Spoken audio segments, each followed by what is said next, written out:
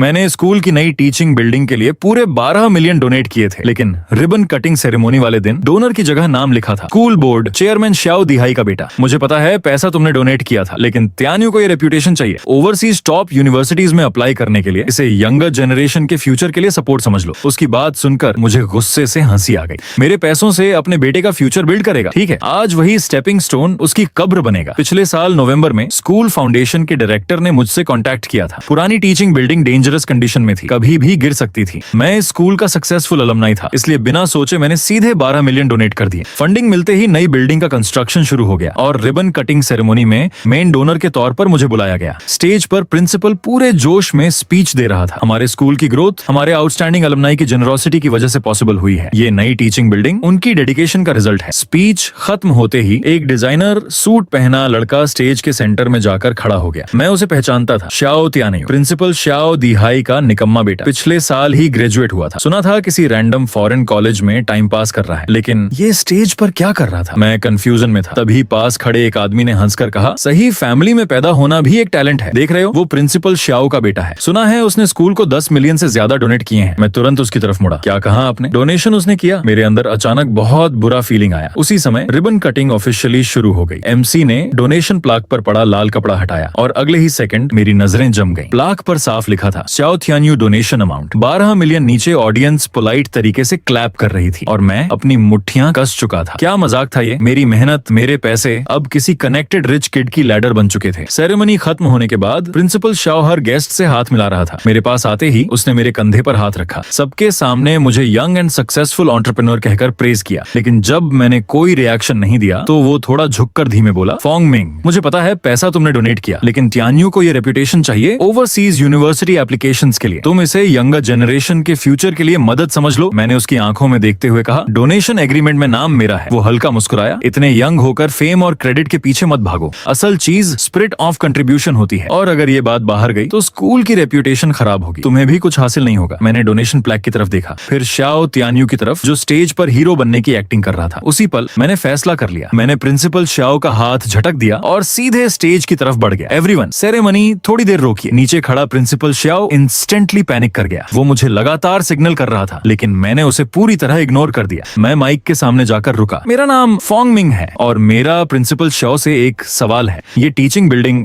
जिसके लिए फंडिंग मैंने दी, उसकी डोनेशन प्लेक पर किसी और का नाम क्यों है? पूरा हॉल एक सेकंड के लिए शांत हो गया। फिर नीचे से आवाजें आने लगी, क्या फेक डोनेशन? किसी और का पैसा क्लेम किया गया? सिचुएशन हाथ से निकलती देख प्रिंसिपल श्याओ पागलों की तरह मेरी तरफ भागा, लेकिन मैंने आसानी से डॉज किया। फिर अपना फोन प्रोजेक्टर से कनेक्ट कर दिया। अगले ही पल बड़ी स्क्रीन पर ट्रांसफर रिकॉर्ड्स दिखाई देने लगे। 12 मिलियन। हर पेमेंट हमारी कंपनी अकाउंट से गई थी। Recipient school foundation, black and white proof. अब किसी के पास बोलने को कुछ नहीं था। ऑडियंस में हंगामा मच गया। एजुकेशन ब्यूरो के लोग गुस्से से लाल हो गए और रिपोर्टर्स, उनकी तो लॉटरी लग गई। सब कैमरा सेट करके रिकॉर्डिंग शुरू कर चुके थे। श्याओ त्यान्यू पूरी तरह पैनिक कर गया। ये फेक है, ये रिकॉर्ड्स फोर्जेड हैं। मेरे डैड ने कहा था ये जॉइंट डोनेशन है, मैं सिर्फ रिप्रेजेंटेटिव हूँ। मैंने सीधे उसकी तरफ देखा। सारा पैसा मेरे अकाउंट से गया है। अब तुम बताओ इसमें जॉइंट कहाँ से आ गया? फिर मैंने नीचे खड़े प्रिंसिपल श्याओ की तरफ देखा। क्या कहते हैं आप? अब सारी नजरें उसी पर थीं। उसका चेहरा सफेद पड़ चुका था। डर से उसके गाल कांप रहे थे। ये क्लरिकल मिस्टेक है। डेटा एंट्री में प्रॉब्लम हो गई होगी। रिस्पॉन्सिबल स्टाफ को पनिशमेंट मिलेगा। मैंने कोल्ड आवाज में कहा, ये मिस्टेक नहीं है, ये थेफ्ट है। फिर मैंने माइक उठाया और नीचे पूरी क्राउड को देखकर साफ कहा, स्कूल डोनेशन फंड्स के मैनेजमेंट में सीरियस फ्रॉड हुआ है, इसलिए मैं ऑफिशियली अपना पूरा डोनेशन वापस ले रहा हूँ। अगर एक हफ्ते के अंदर पैसा वापस नहीं मिला तो कोर्ट में मिलते हैं। उस पल पूरा हॉल एक्सप्लोड कर गया। जब मैं होटल वापस पहुंचा तो school donation fraud already trending number 1 बन चुका था। कमेंट्स की बाढ़ आ चुकी थी, लेकिन असली ब्लास्ट अभी बाकी था। कुछ देर बाद किसी ने सेरेमनी की लाइव वीडियो अपलोड कर दी। नेटिजन्स ने श्याओ त्यान्यू का सोशल मीडिया अकाउंट भी ढूंढ निकाला। पूरा प्रोफाइल लग्जरी फ्लेक्स से भरा था। Sports cars, designer watches, party videos, private clubs, internet literally फट पड़ा। ये लड़का तो पिछले साल ग्रेजुएट हुआ है ना, इसके पास इतनी दौलत कहाँ से आई? ब्रो समझा करो, ये डैडी पावर्ड बिल्ड है। रेलेवेंट अथॉरिटीज को इन्वेस्टिगेट करना चाहिए। इसी बीच मुझे अननोन नंबर से कॉल आया। मिस्टर फोंग, हम पर्सनली मिलकर मिसअंडरस्टैंडिंग क्लियर करना चाहते हैं। मैंने बिना सोचे मना कर दिया। कहीं ये ट्रैप हुआ तो? सॉफ्ट अप्रोच फेल होते ही दूसरी तरफ का टोन बदल गया।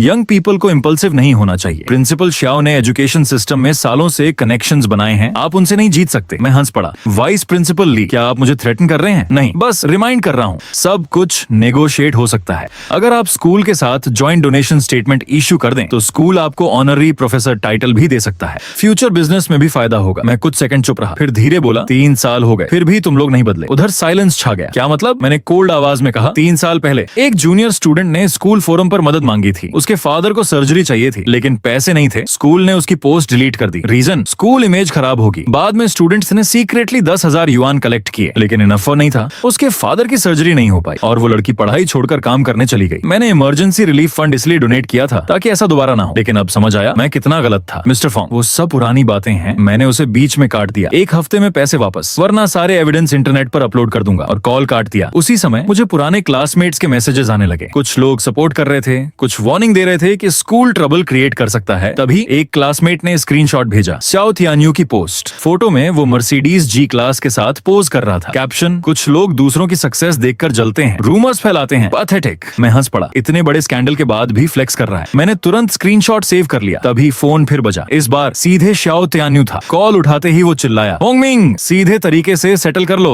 मीडिया में अपॉलॉजी स्टेटमेंट डालो, कहो मिसअंडरस्टैंडिंग थी, वरना कल से तुम्हारी कंपनी बंद करवा दूंगा। मैं शांत आवाज में बोला, हो गया? तुम्हारे डैड की सैलरी 20,000 पर मंथ है, तुम अभी ग्रेजुएट हुए हो, तो जी क्लास खरीदने के लिए पैसे कहाँ से आए? कुछ सेकंड साइलेंस रहा, फिर वो दहाड़ा, मैं रास्ते में हूँ, आज तुझे सिटी छोड़ने नहीं दूंगा। मैं हंस पड़ा, ठीक है, मैं वेट कर रहा हूँ। मैरियट होटल, रूम 1806, और हाँ, थोड़े ज्यादा लोग लेकर आना, वरना इंप्रेसिव नहीं लगेगा। करीब 10 मिनट बाद दरवाजे पर नॉक हुई। मैंने पीप होल से बाहर देखा। 2 बल्कि बॉडीगार्ड्स और बीच में श्याओ तियान्यू। 3 लोग। स्पीड बुरी नहीं थी। दरवाजा खुलते ही श्याओ तियान्यू गुर्राया, होंगमिन, टोस्ट रिफ्यूज करोगे तो पेनल्टी ड्रिंक करनी पड़ेगी, अभी मीडिया में अपॉलॉजी डालो। मैंने बॉडीगार्ड्स की तरफ देखकर कैजुअली पूछा, भाई तुम्हें कितना पे किया इसने? दोनों थोड़े कंफ्यूज हुए। फिर एक बोला 5,000। मैं हंस पड़ा, बस इसे बाहर फेंको, तुम दोनों को 10,000 दूंगा। दोनों बॉडीगार्ड्स तुरंत चुप हो गए, फिर एक दूसरे की तरफ देखने लगे, फिर श्याओ तियान्यू की तरफ। अगले ही सेकंड उन्होंने डिसीजन ले लिया, सॉरी यंग मास्टर, लेकिन उसने ज्यादा ऑफर किया है, तुम लोग पागल हो गए हो, मेरे डैड श्याओ दिहाई हैं, मैं तुम सबको। उसकी बात पूरी भी नहीं हुई थी कि दोनों ने उसे पकड़कर सीधे एलिवेटर में फेंक दिया।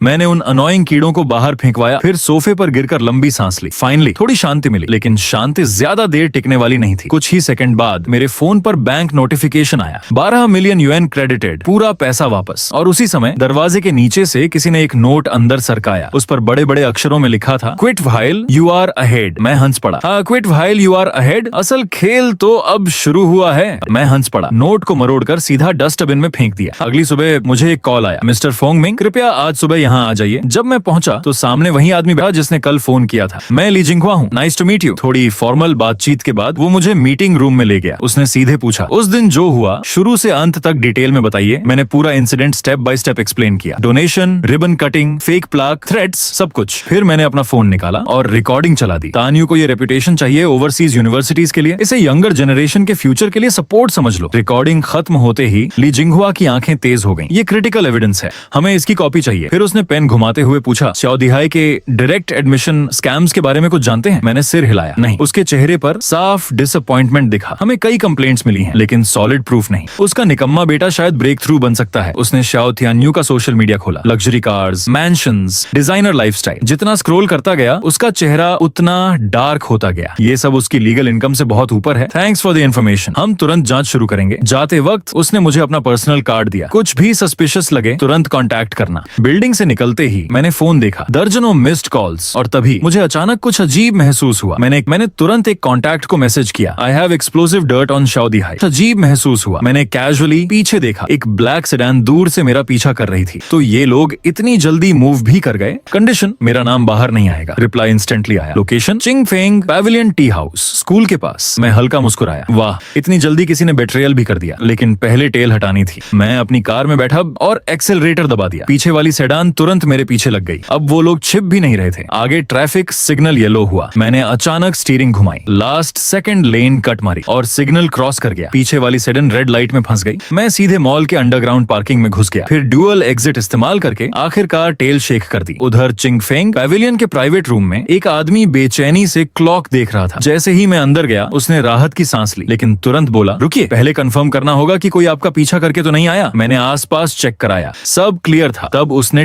ट्रेम्बलिंग हैंड से ब्रीफ केस खोला और एक USB ड्राइव निकाली। इसमें श्याओ दिहाई की करप्शन के सारे प्रूफ्स हैं। स्टूडेंट्स के लिए हर साल 8 लाख सब्सिडी आती है, लेकिन स्टूडेंट्स तक 1 लाख भी नहीं पहुंचते, बाकी पैसा गायब हो जाता है। नई स्कूल बिल्डिंग का कंस्ट्रक्शन प्रोजेक्ट उसने अपने ब्रदर इन लॉ को दिलवाया और बिड मार्केट प्राइस से 40% ज्यादा थी। मैंने उसे घूर कर पूछा, इतना एविडेंस था तो पहले सामने क्यों नहीं आए? क्योंकि श्याओ दिहाई इमरजेंसी मीटिंग बुलाकर सारा ब्लेम मेरे ऊपर डालने वाला था। उसे अपनी गलती का एहसास नहीं हुआ, उसे बस पता चल गया कि वो खत्म हो चुका है। उसकी आंखें लाल हो गईं। प्लीज मुझे बचा लीजिए। तुम्हें मैं नहीं बचाऊंगा, तुम खुद को बचाओगे। अब से फुल कोऑपरेशन चाहिए, मैं करूंगा। फिर वो धीमे बोला, एक और बात, श्याओ दिहाई सीक्रेटली आपकी कंपनी की टैक्स इन्वेस्टिगेशन करवा रहा है। ऊपर तक कनेक्शंस हैं उसके। अब वो लोग सीरियस हो चुके हैं। मैंने USB उठाई। मैं तुरंत समझ गया, अब मामला सिर्फ रेपुटेशन का नहीं रहा। मैंने अपनी कार यूज नहीं की, सीधे टैक्सी लेकर डिसिप्लिन इंस्पेक्शन कमीशन पहुंच गया। पहले ही ली जिंगहुआ को मैसेज कर दिया था, फाइनेंशियल इरेगुलरिटीज के सॉलिड एविडेंस हैं। जब टैक्सी रुकी, वो पहले से बाहर खड़ा था। USB लेते ही उसका एक्सप्रेशन गंभीर हो गया। मिस्टर फोंग, अब आपको बहुत केयरफुल रहना होगा। कुछ लोग डेस्परेशन में डेंजरस कदम उठा सकते हैं। मैं मेंटली तैयार था, लेकिन मुझे नहीं पता था उसकी बात इतनी जल्दी सच हो जाएगी। होटल वापस लौटते ही मुझे रूम में कुछ अजीब लगा। किसी ने मेरा कंप्यूटर टच किया था। मैंने कर्टन हटाया, वही ब्लैक सेडान नीचे खड़ी थी। उसी समय फोन वाइब्रेट हुआ, अननोन नंबर। USB दे दिया, अब प्राइस चुकाने के लिए तैयार रहो। मैंने तुरंत स्क्रीनशॉट लेकर ली जिंगहुआ को भेजा, ये लोग नीचे होटल में मुझे वॉच कर रहे हैं। कुछ देर बाद उसका कॉल आया, लाइसेंस प्लेट फेक है, नंबर ट्रेस नहीं हो रहा, अभी तुरंत होटल छोड़ो, क्राउडेड जगह पर जाओ,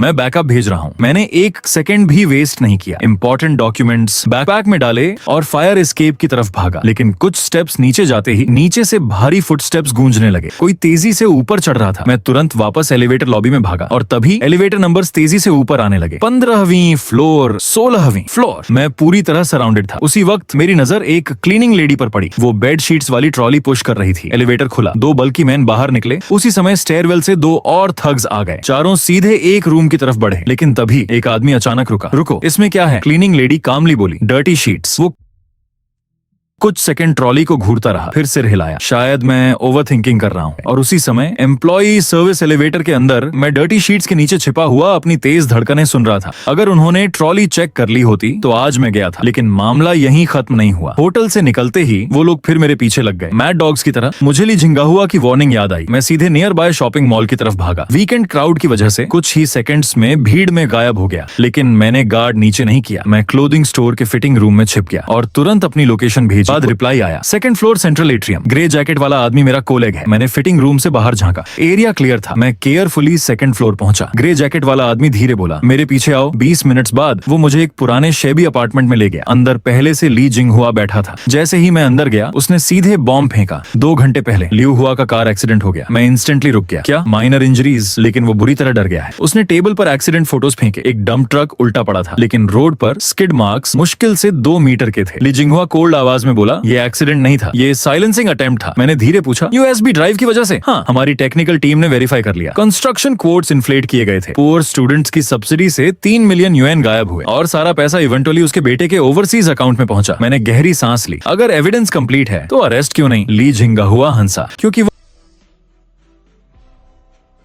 और एक और बात, लियू हुआ हॉस्पिटल में स्पेसिफिकली तुमसे मिलना चाहता है। बूढ़ा लोमड़ी हॉस्पिटल में फेक इलनेस कर रहा है। फिर उसने मेरी तरफ देखा, कहता है ये 3 साल पहले स्कूल छोड़ने वाले एक स्टूडेंट के बारे में। मेरा एक्सप्रेशन इंस्टेंटली बदल गया। 3 साल पहले ड्रॉप आउट हुआ स्टूडेंट, क्या वो वही था? कोई मतलब नहीं बचा था। 3 साल पहले वाले स्टूडेंट चन श्याओयू के बारे में लियू हुआ ने आखिर सब सच उगल दिया। उसने स्कूल फाउंडेशन से 20,000 युआन इमरजेंसी रिलीफ फंड के लिए अप्लाई किया था, लेकिन श्याओ दिहाई ने पर्सनली रिजेक्ट कर दिया। रीजन दिया, रिक्वायरमेंट्स मैच नहीं करते। लेकिन असली सच, वो पैसा सीक्रेटली डाइवर्ट कर दिया गया था। श्याओ दिहाई ने वही फंड्स अपने नेफ्यू श्याओ दचोंग की डेकोरेशन कंपनी में ट्रांसफर कर दिया। और चुन श्याओयू का फादर डायलिसिस अफोर्ड ना कर पाने की वजह से घर पर तड़प तड़प कर मर गया। कमरे में सन्नाटा छा गया। ये अब सिर्फ करप्शन नहीं था, ये इंसानों को जिंदा खा जाने वाला सिस्टम था। मैं खिड़की के बाहर पिच ब्लैक रात को देखता रहा। मेरी आंखें बर्फ जैसी ठंडी हो चुकी थीं। ऑफिसर वोंग तुरंत बोला, हमें उस रेनोवेशन कंपनी पर जाना होगा आज रात। मैंने उसकी तरफ देखा, नहीं, मैं अकेला जाऊंगा। सिर्फ तभी वो लोग अपने असली चेहरे दिखाएंगे। सेफ्टी के लिए मैंने फोन डायल स्क्रीन पर रेडी रखा। इमरजेंसी में सिर्फ एक ऐप चाहिए था। सब तैयार करके मैं रात 11 बजे डाशिन डेकोरेशन पहुंचा। 38 गेंशी रोड। यही था श्याओ दिहाई का काला अड्डा। डोरबेल दबाते ही अंदर से भारी आवाज आई, कौन है? Fong Ming. कुछ सेकंड साइलेंस रहा, फिर दरवाजा खुला, अंदर आओ। एक बॉल्ड आदमी मुझे 2nd फ्लोर ऑफिस तक ले गया। कमरा बड़ा नहीं था, लेकिन हर चीज लग्जरी चिल्ला रही थी। Rosewood desk, leather sofa, imported decorations. Clearly in लोगों ने सालों से खूब गंदा पैसा खाया था। एग्जीक्यूटिव चेयर पर बैठा था श्याओ दिहाई का छोटा भाई श्याओ दचोंग। वो मुझे ऊपर से नीचे तक घूरते हुए बोला, तो इतनी रात को यहाँ क्यों आए हो? मैंने बिना रोल प्ले किए सीधा वार किया, मैं चुन शाओयू का कर्ज लेने आया हूँ। उसके पिता के इलाज वाले 20,000 युआन तुमने चुराए थे ना। वो एक पल के लिए फ्रीज हो गया, फिर ठंडी हंसी हंसा। किड, खाना जो चाहो खाओ, लेकिन जो मन आए वो मत बोलो। वो इंटरनल स्कूल फंड एलोकेशन था, पूरी तरह लीगल। मैंने उसकी आंखों में देखते हुए कहा, पुअर स्टूडेंट्स की लाइफ सेविंग मनी को डेकोरेशन कंपनी में डालना, इसे तुम लीगल बोलते हो? वो स्मर्क करते हुए ड्रॉर खोला और एक रिसीट मेरे सामने फेंकी। देख लो, रेसिपिएंट चुन शाओयू, 20,000 युआन, डेट सितंबर 12। मैं रिसीट देखते ही हंस पड़ा। अगर फेक डॉक्यूमेंट बनाना ही था तो थोड़ी मेहनत कर लेते। 3 साल पुराना पेपर इतना नया कैसे दिख रहा है? और तुम्हारी कंपनी उस समय सिर्फ 3 महीने पुरानी थी। 5 लाख रजिस्टर्ड कैपिटल वाली कंपनी 20,000 डोनेशन फ्री में दे देगी? तुम टैक्स ब्यूरो को बेवकूफ समझते हो? उसकी आंखें इंस्टेंटली डेंजरस हो गईं। बहुत ज्यादा जानने वाले लोग ज्यादा जीते नहीं। बिलीव मी, आज रात शायद तुम यहाँ से जिंदा बाहर ना निकलो। उसकी डायरेक्ट थ्रेट पर भी मैंने पलक तक नहीं झपकाई। इस सड़क के सारे सिक्योरिटी कैमरास सीधे पुलिस स्टेशन से जुड़े हैं। अगर मैं बाहर नहीं निकला तो नीचे बैठे ऑफिसर वोंग बैकअप भेज देंगे। शाओ दचोंग तुरंत मॉनिटर की तरफ भागा और जैसे ही उसने नीचे पार्क्ड पुलिस कार देखी, उसका चेहरा बदल गया। कुछ सेकंड बाद उसने भारी आवाज में पूछा, तुम आखिर चाहते क्या हो? पिछले 3 साल में स्कूल से जो पैसा ट्रांसफर हुआ उसके सारे फाइनेंशियल रिकॉर्ड्स। इम्पॉसिबल। अगर मैंने वो अकाउंट्स दिए तो मेरा भाई मुझे मरवा देगा। मैं धीरे बोला, अगर अभी दे दोगे तो इसे कोऑपरेशन कहा जाएगा, लेकिन श्याओ दिहाई अरेस्ट होने के बाद दोगे तो अकॉम्प्लाइज कहलाओगे। उसके माथे पर पसीना आ गया। मैं अकेला नहीं हूँ, बहुत लोग इन्वॉल्व्ड हैं। अगर मैंने बिट्रे किया तो मेरा पूरा फैमिली खत्म हो जाएगा। मैंने कोल्ड आवाज में कहा, तुम्हें सच में लगता है मुसीबत आने पर वो लोग तुम्हें बचाएंगे? नहीं, तुम सबसे पहले स्केपगोट बनोगे। कमरे में लंबी चुप्पी छा गई। आखिरकार श्याओ दचोंग ने सेफ खोला और एक ब्लैक नोटबुक निकाली। ये कॉपी है, ओरिजिनल चाहिए तो 5 लाख अमेरिकी डॉलर और मुझे देश से बाहर भेजो। मैंने आईब्रो उठाई। तुम्हें लगता है ये पॉसिबल है? वो मेरी प्रॉब्लम नहीं। तुम्हारे पास कोर एविडेंस नहीं है। मेरे भाई को ज्यादा से ज्यादा डिमोशन मिलेगा और जब वो वापस आएगा, गेस करो सबसे पहले किसे खत्म करेगा? मैंने सीक्रेटली फोन देखा। 15 मिनट्स हो चुके थे, मतलब रिकॉर्डिंग और सर्वेलेंस इनफ हो चुका था। तो मैंने फिलहाल प्ले अलोंग करने का फैसला किया। Fine deal. अपार्टमेंट लौटते ही मैंने पूरा इंसिडेंट ली जिंगहुआ को बताया। वो कुछ देर सोचता रहा, फिर फर्मली बोला, कल एक्सचेंज पॉइंट पर जाओ, हमारे लोग हिडन पोजीशंस में होंगे। ओरिजिनल मिलते ही अरेस्ट। मैंने पूछा, अगर उसे ट्रैप समझ आ गया तो उसे ना पैसा मिलेगा ना एस्केप रूट। उसके बाद हमने कल के ऑपरेशन की डिटेल्ड प्लानिंग की। जब मैं सेफ हाउस लौटा, रात के 2 बज चुके थे। मैं बेयरली बेड पर गिरा ही था कि फोन फिर बज उठा। Unknown number. कॉल उठाते ही शाओ दिहाई की भारी आवाज आई, फोंग मिंग, 20 मिलियन दूंगा, पैसा लो और शहर छोड़ दो। मैं ठंडी आवाज में बोला, 20 मिलियन? एक इंसान की जान खरीद सकते हैं क्या? दूसरी तरफ लंबी खामोशी रही, फिर कंटेम्प्ट भरी हंसी आई। वो एक्सीडेंट था, उसकी किस्मत खराब थी। उसी पल मेरे अंदर बची आखिरी नरमी भी खत्म हो गई। अब चाहे कुछ भी हो, मैं श्याओ दिहाई को जेल भेजकर ही रुकूंगा। अगली रात 11 बजे मैं बैकपैक में 5 लाख अमेरिकी डॉलर लेकर अकेला डैशन डेकोरेशन पहुंचा। 2nd फ्लोर ऑफिस में इस बार 3 लोग थे, श्याओ दाचोंग, बोल्ड बॉडीगार्ड, और ग्लासेस पहना एक आदमी, ये लॉयर जंग है, ट्रांजैक्शन विटनेस। श्याओ दाचोंग ने लेजर मेरी तरफ बढ़ाया। ये सारे ओरिजिनल अकाउंट्स हैं, चुन शाओयू वाला पैसा भी। अब पैसे दो। मैंने बैग खोला, अंदर बंडल्स ऑफ यूएसडी देखकर उसकी आंखों में ग्रीड चमक उठी। वो तुरंत बैग पकड़ने बढ़ा, लेकिन मैंने जिप वापस बंद कर दी। उसका चेहरा उतर गया। क्या मतलब? पहले प्रूव करो कि ये ओरिजिनल्स असली हैं। लॉयर झांग तुरंत बोला, मैं सर्टिफाई करता हूँ, मैं प्रोफेशनल लॉयर हूँ। मैंने कोल्ड स्माइल दी। और अगर तुम फेक लॉयर हुए तो? वो थोड़ा हिचका, फिर लाइसेंस निकाल कर दिखाया। मैंने लाइसेंस देखते ही हंसी दबाई। जांग पिंग लॉ फर्म। इंटरेस्टिंग। अगर मुझे सही याद है, तुम श्याओ दिहाई के कॉलेज क्लासमेट हो। कमरे का माहौल इंस्टेंटली बदल गया। तुम कहना क्या चाहते हो? मैं धीरे धीरे बोला, सिंपल, ये पूरा डील शुरू से ट्रैप था। तुम लोग मुझे फेक ओरिजिनल्स देते, फिर पुलिस बुलाकर एक्सटॉर्शन केस डाल देते और लॉयर जांग कोर्ट में टेस्टिफाई करता कि मैंने फोर्स किया। रिजल्ट, मैं जेल में और तुम दोनों क्लीन। लॉयर जांग की आंखें सिकुड़ गईं। तो कमरे में साइलेंस छा गया। फिर शाओ दाचोंग अचानक चीखा, बकवास, बॉल्डी, मूव। बगल में खड़ा बॉल्ड आदमी इंस्टेंटली फोल्डिंग नाइफ निकालता है, लेकिन ब्लेड मेरी तरफ नहीं मुड़ी, सीधे शाओ दाचोंग की गर्दन पर टिक गई। पूरा कमरा फ्रीज हो गया। मैंने धीरे पूछा, देखा, तुम्हारे भाई ने तुम्हें भी बेच दिया? बॉल्ड आदमी कोल्ड आवाज में बोला, बॉस ने ऑर्डर दिया है, जब तक तुम जिंदा हो तब तक खतरा हो। Dead man keep secrets best. Xiao Dachong की टांगें जवाब दे गईं। Possible, impossible. कांपते हाथों से उसने तुरंत श्याओ दिहाई को कॉल लगाया। कॉल कनेक्ट होते ही उधर से रिलैक्स्ड आवाज आई, पैसा मिल गया? मिल गया। गुड, मैंने तुम्हारे लिए जगह अरेंज कर दी है, बॉडीगार्ड के साथ निकल जाना। उस पल श्याओ दाचोंग पूरी तरह टूट गया। उसकी आंखों में आखिरकार सच उतर चुका था। उसने फोन नीचे फेंका और कांपती आवाज में बोला, मैं सरेंडर करूंगा, मैं श्याओ दिहाई के खिलाफ टेस्टिफाई करूंगा। फिर उसने जल्दी से एड्रेस बताया, south city, old machinery factory family compound, building 3, unit 2, 401। एक रियल लेजर्स और ब्राइबरी लिस्ट मेरी वाइफ के पास है। मैंने तुरंत सारी इन्फॉर्मेशन ली जिंगहुआ को पास की। कुछ ही मिनटों में उन्होंने शाओ दचोंग को कोऑपरेटिंग विटनेस प्रोटेक्शन में ले लिया। सब सेटल होने के बाद मैंने आखिर उस बॉल्ड बॉडीगार्ड की तरफ देखा जो अब भी नाइफ पकड़े खड़ा था। मैं हल्का मुस्कुराया। गिव इट अप, हमारे लोग नीचे पूरे बिल्डिंग को सराउंड कर चुके हैं और मान लो किस्मत से तुम भाग भी गए, तब भी शाओ दिहाई तुम्हें जिंदा नहीं छोड़ेगा।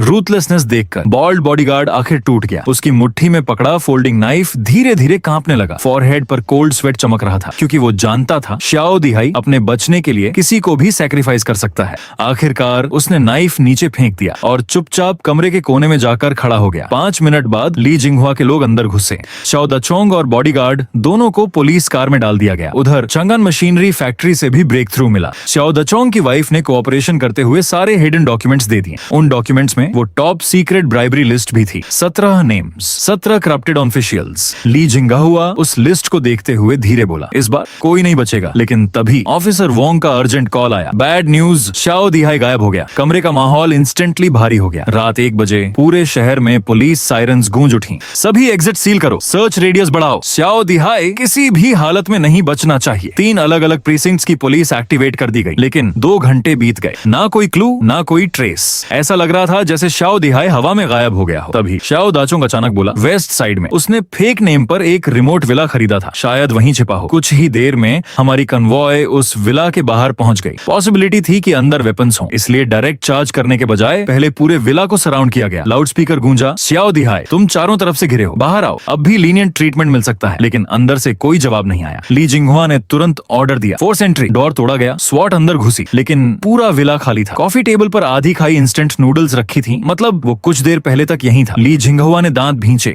फिर एक कदम पीछे रह गए। तभी सेकंड फ्लोर सेफ से कुछ मिला। 3 fake passports, overseas asset certificates और इमरजेंसी एस्केप डॉक्यूमेंट्स। स्पष्ट था वो लंबे समय से भागने की तैयारी कर रहा था। लेकिन सबसे शॉकिंग चीज, उन पेपर्स में मेरे फादर का नाम भी इनडायरेक्टली लिंक्ड था। मेरा दिल जोर से धड़का। तभी फोन वाइब्रेट हुआ। अननोन मैसेज, मैं स्कूल टीचिंग बिल्डिंग में हूँ, हिम्मत है तो आओ। मैंने मैसेज पढ़ा और तुरंत समझ गया ये ट्रैप भी हो सकता था, लेकिन जाना जरूरी था। जितनी देर शाओ दिहाई बाहर रहेगा उतना ज्यादा एविडेंस डिस्ट्रॉय करेगा, उतने ज्यादा लोग हर्ट होंगे। सुबह 4:30 बजे, number 1 middle school teaching building. अंधेरे में वो बिल्डिंग किसी जायंट मॉन्स्टर जैसी लग रही थी। ऑफिसर वोंग ने धीरे पूछा, रेडी? मैंने सिर्फ सिर हिलाया। हम दोनों धीरे धीरे अंदर बढ़े। तीसरी मंजिल पर पहुंचते ही हॉलवे के एंड पर एक शैडो दिखाई दी। शाओ दिहाई। उसका चेहरा डेड पेल था और हाथ में कुछ टाइटली पकड़ा हुआ था। ऑफिसर वोंग तुरंत गन तानता है, मूव मत करना, एक कदम और तो गोली मार दूंगा। लेकिन शाओ दिहाई की नजर सिर्फ मुझ पर थी। फोंग मिंग, अपने लोगों को हटाओ, वरना तुम अपने फादर का आखिरी सीक्रेट कभी नहीं जान पाओगे। मेरी सांस रुक गई। मेरे फादर? वो धीरे हंसा, तुम्हारे फादर स्कूल अकाउंटेंट थे। तुम्हें सच में लगता है उन्होंने हेल्थ रीजन से जॉब छोड़ी थी? उस पल मेरे अंदर कुछ भारी सा डूब गया। मैंने ऑफिसर वोंग की तरफ देखा। स्टेयरकेस पर वेट करो, अगर कुछ हुआ मैं कॉल करूंगा। वो हेजिटेंट था, लेकिन आखिर पीछे हट गया। गन अब भी शाओ दिहाई पर लॉक्ड थी। हॉलवे में सिर्फ हम दोनों रह गए। शाओ दिहाई धीरे बोला, तुम्हारे फादर ने पुराने प्रिंसिपल की एम्बेजलमेंट पकड़ी थी, लेकिन रिपोर्ट करने की हिम्मत नहीं हुई। आखिर में 50,000 हश मनी लेकर शहर छोड़ दिया। फोंग मिंग, ये सर्कल कभी क्लीन नहीं रहा। एक शाओ दिहाई गिराओगे, 1000 और पैदा हो जाएंगे। मैंने उसकी आंखों में देखते हुए कोल्ड आवाज में कहा, अगर मुझे विला सेफ में मिला, वो अनसेंट विसल ब्लोअर लेटर ना मिलता, तो शायद मैं तुम्हारी बात मान भी लेता। उसका एक्सप्रेशन बदल गया। मैं आगे बढ़ा, मेरे फादर ने पैसे नहीं लिए थे, उन्हें तुम लोगों ने फोर्स करके बाहर निकाला था, और वो लेटर, वो रिपोर्ट कभी भेज ही नहीं पाए। कुछ सेकंड के लिए शाओ दिहाई पूरी तरह साइलेंट हो गया। फिर अचानक उसकी आंखें पागल हो उठी। अगर तुम मुझे छोड़ोगे नहीं तो हम साथ मरेंगे। उसने अचानक वेपन उठाया, लेकिन उसी पल बैंग, गनशॉट हॉलवे में गूंज उठा।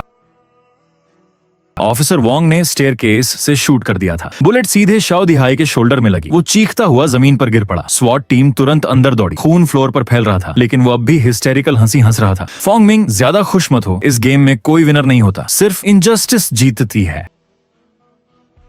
ली जिंगहुआ तुरंत चिल्लाया, एम्बुलेंस बुलाओ, मरने मत देना, इसे कोर्ट तक जिंदा पहुंचना होगा। 3 दिन बाद शाओ दिहाई ऑफिशियली अरेस्ट हो चुका था, लेकिन केस यहीं खत्म नहीं हुआ। उसकी वाइफ सेंटेंस कम करवाने के लिए नया एविडेंस लेकर सामने आया, एक आयरन बॉक्स और एक USB ड्राइव। आयरन बॉक्स के अंदर पिछले 3 सालों के ट्रांसफर रिकॉर्ड्स थे। USB ड्राइव में रिकॉर्डिंग्स और सीक्रेट अकाउंट्स थे। टेक्निकल टीम ने रिकॉर्डिंग प्ले की। मार्केट प्राइस 8 मिलियन है। कोर्ट 12 मिलियन डालो, एक्स्ट्रा 4 मिलियन यूजुअल स्प्लिट के हिसाब से 60% तुम्हारा, 30% प्रतिशत मेरा, बाकी ऊपर वालों को जाएगा। रिकॉर्डिंग खत्म होते ही कमरे में मौत जैसी खामोशी छा गई। अब कोई शक नहीं बचा था, एविडेंस आयरन क्लैड था। कुछ हफ्तों बाद नंबर 1, मिडिल स्कूल ने ऑफिशियली नया स्टूडेंट एड फंड लॉन्च किया और 3 साल पहले स्कूल छोड़ने वाला चुन शियायू फिर से कैंपस लौटा, नई स्कूल यूनिफॉर्म में। जब वो डोनेशन प्लैक के सामने रुका, उसने धीरे से डीप बॉ किया। इस बार उसकी आंखों में डिस्पेयर नहीं था और नई जिंदगी थी। उसी समय एयरपोर्ट डिपार्चर हॉल की जायंट स्क्रीन पर ब्रेकिंग न्यूज चल रही थी। Latest update, number 1 middle school education corruption case. Intermediate people's court ने आज फर्स्ट इंस्टेंस पब्लिक सेंटेंसिंग जारी कर दी। सभी अक्यूज्ड गिल्टी पाए गए। श्याओ दिहाई 15 years imprisonment और confiscation of all personal property.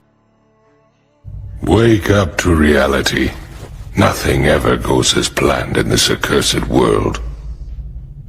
The longer you live, the more you will realize that the only things that truly exist in this reality are merely pain, suffering, and futility.